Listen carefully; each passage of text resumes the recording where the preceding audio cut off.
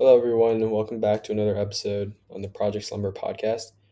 Today, we're going to talk about sleep, anxiety, as well as stress, and some of the neurological mechanisms underlying it, and also kind of my personal perspective and experience, and some things related to that. So, yeah, let's get right into it. Okay, so let's talk about stress and how it affects sleep, right? So, what is stress?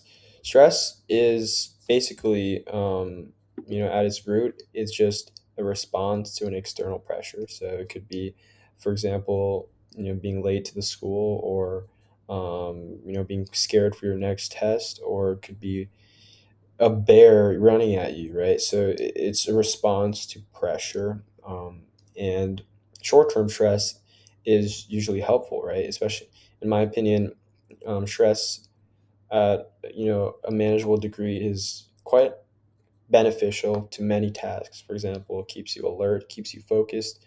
Um, this is obviously related to not those kind of like high danger situations, but that kind of like manageable stress. For example, personally, like when I go to school, right, there's going to be a deadline, right? Something as simple as a deadline can cause a little stress, pressure, right? That pushes you to submit and do work on time.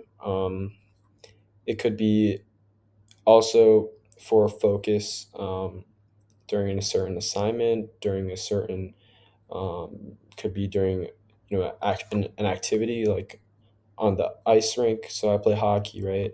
And that stress of you know making the right play, and having a good impact on your team, right? That's being alert and focused, right? So these kind of stress points are good, but obviously when stress is multiplied in really large scale, that chronic stress can be very very bad and detrimental, and that's what causes anxiety. So anxiety is a more internal and persistent result of stress, right? So it could be worry, constant rumination, anticipation, worrisome thoughts about the future, about the past. You're constantly kind of in a worrisome state. Internally, you are disheveled. It's very disorienting, basically. So anxiety is a very mental thing. It can make you um, lose lots of the positive things of stress, right? Lose focus, makes you worry a lot. It makes you very very dreadful, right? So, and anxiety often continues even when the stressor is gone. And this is a big problem because when we're talking about sleep, right? Sleep is the state of, it's a very calm state, right? It's the opposite of stress and anxiety. Sleep requires there to be no stress, right? You need to fall asleep. You can't be thinking about a thousand things and be worrying about a million other things, right? So stress and anxiety cause hyperarousal, and sleep is the opposite of that.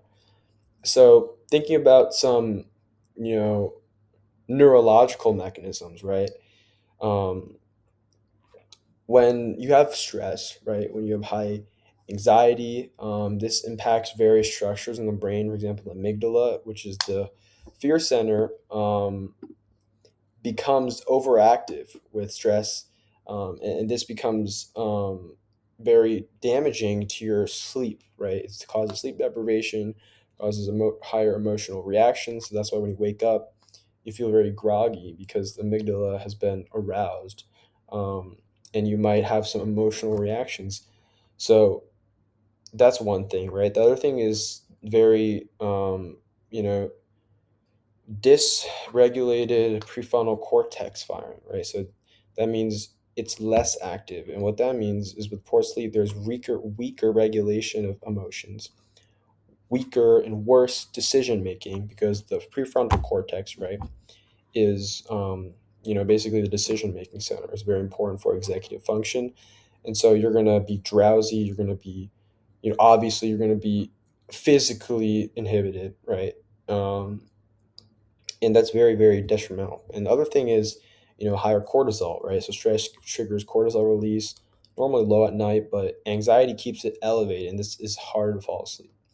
um, and furthermore, there's neurologically autonomic imbalance, right? So um, the body has the fight or flight system or the systemic nervous system, the sympathetic nervous system, and this is activate during sleep, and this obviously prevents the rest and digest system or the parasympathetic system, and that is needed for sleep. So it basically causes you to be energized and almost in a fight or flight state, which is absolutely not what you want at night.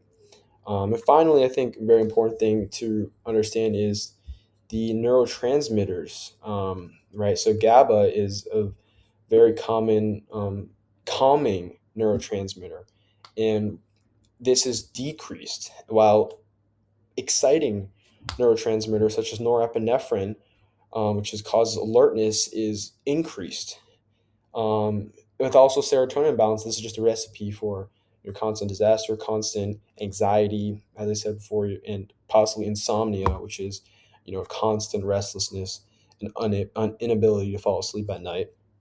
And so the bottom line is stress keeps the brain in a hyper alert state, and a lack of sleep further weakens emotional control and creates a self reinforcing cycle.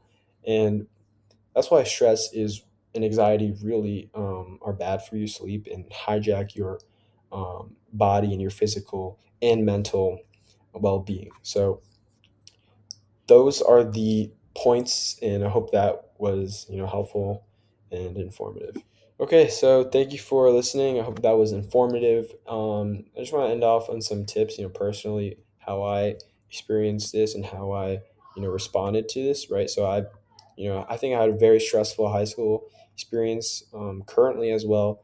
And I think some things that helped me a lot, though, is um, number one, taking your mind off, right? So you have lots of things. You should have something at least where you can, just take your mind off and relax, whether it be for me like talking to a friend, playing some piano, or going to exercise, which is a big thing for me. Going to the gym really helped me take my mind off.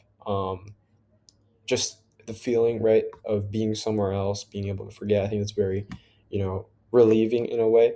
um, but yeah, also what I said before, the friends thing, having the company of others is very nice. It's very grounding. Just having another, human being there to comfort you. I think that's very important. So I think these two things are the biggest things for me. If you're going to talk about other things, right, obviously having a good plan, right, to sleep well. I think that's pretty important.